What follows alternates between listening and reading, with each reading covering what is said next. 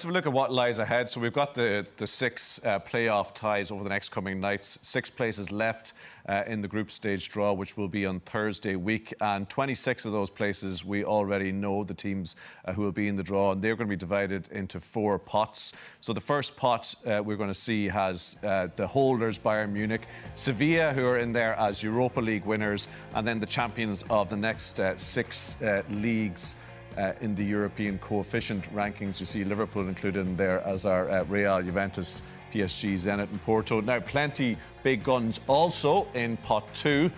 And that's where you find the likes of Barcelona, both Manchester clubs, Chelsea in there as well, Dortmund, Atletico, loads of big guns there too. And then the rest of the teams divided between pots 3 and 4, depending on who gets through from these playoff ties into who's in what pot. But again, you see the likes of Leipzig, who reached the Champions League semi-final, Inter Milan, Lazio and Atalanta, the 3 Italian clubs in there. So plenty potential for groups of death, if you like. Brian, putting the sort of financial and the strangeness of the season aside, look at the football terms. Who's looking good for you? Who has reset the best ahead of the new season that lies ahead of those teams? Well, it's the strangest of times, Tommy, with regard to this competition, because the final was only played on the 23rd of August, and here we go again. Normally we have a substantial break over the summer months where teams are doing a lot of, I wouldn't say chopping and changing, but they are resetting to some degree. They're doing some business, trying to get in stronger players. We've actually seen not an awful lot happening in the market this year. Bayern Munich, with the exception of Thiago Alcantara going to Liverpool, haven't done an awful lot. They've got Leroy Sané has come in.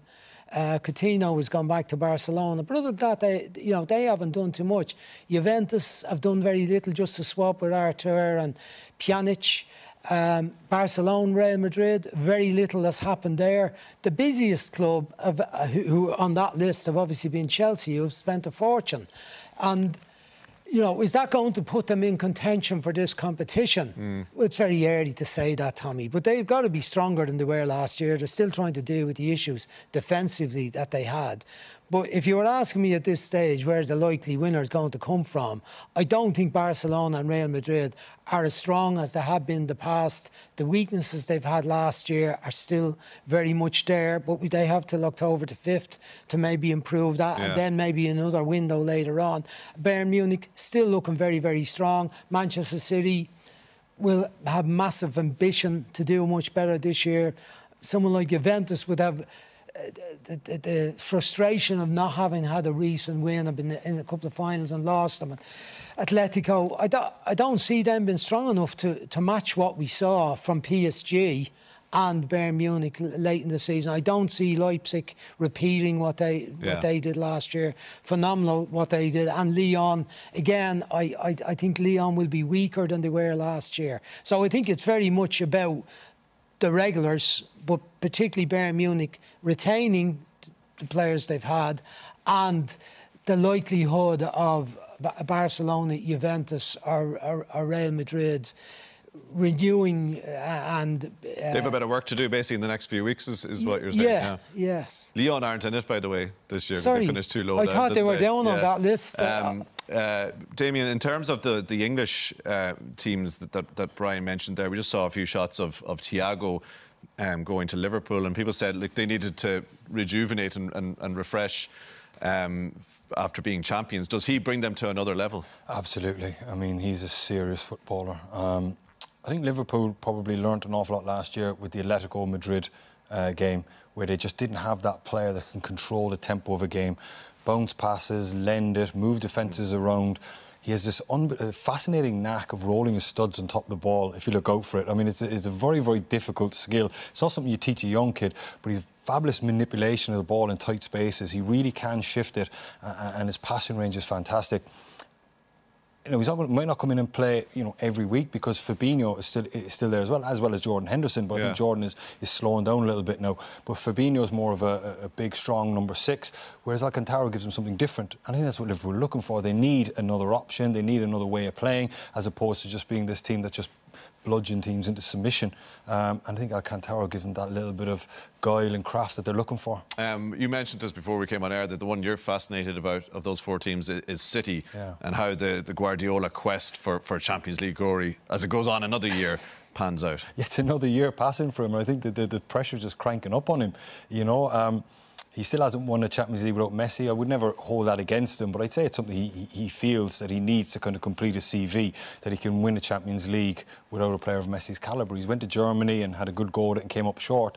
And he's come up short at City as well. And he's had fabulous success in the league, but he craves that European success. We mentioned really at the upper echelons of managers. Do they need to make that signing in centre defence, whether it's Koulibaly or number of players they've been linked with? Is that the key for them? Well, it's been the area of most problem for them. Every year that they've got beaten, it's always been about the weaknesses at the back that's caused them the problems. And this year was probably about the manager juggling the team around and not going with the best offensive team to win the tie against Leon. But you know, I didn't mention Liverpool, but I think they're an obvious candidate. I think with Bayern Munich and the current teams that Barcelona, Real Madrid and Juventus have, I would say that the English teams have a very good chance again this year.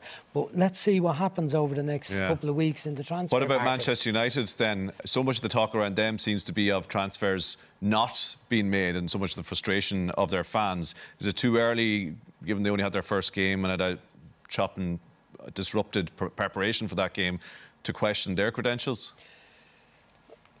I think that, there's work going on there.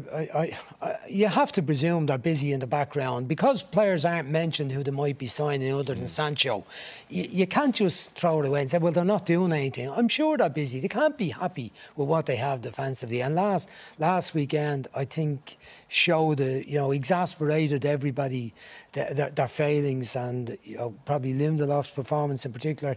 Shaw didn't do well either. The goalkeeping thing is going to be an ongoing one, but at least they have goalkeepers that are more than adequate, unlike Chelsea. Maybe that's sorted by today's signing. But I'd say at the moment, I think Manchester United are a fair bit off it. But who knows in the Champions League? When you see what happened the last couple of years, where Spurs got to a final without being a particularly good team, and we saw the semi-finals this year, Lyon getting to the semi-final. We're nowhere in the French league, as you just pointed out. So it's possible to get to there, but it's the best team still wins it, and Bayern Munich were outstanding last year. And Liverpool haven't got over the 30-year wait for the league. You would think now, next year, the Champions League, they'd be more relaxed about the idea. Yeah. All right, we'll have live coverage of that draw on Virgin Media Sport. That'll be next Thursday, October the 1st. As Brian says, anything can happen in the Champions League. That's why we love it so much.